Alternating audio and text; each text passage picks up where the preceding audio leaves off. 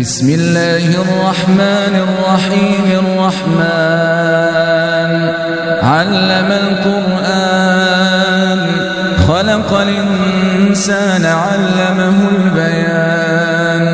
الشمس والقمر بحسبان، والنجم والشجر يسجدان. والسماء رفعها ووضع الميزان ألا تطغوا في الميزان وأقيموا الوزن بالقسط ولا تخسروا الميزان.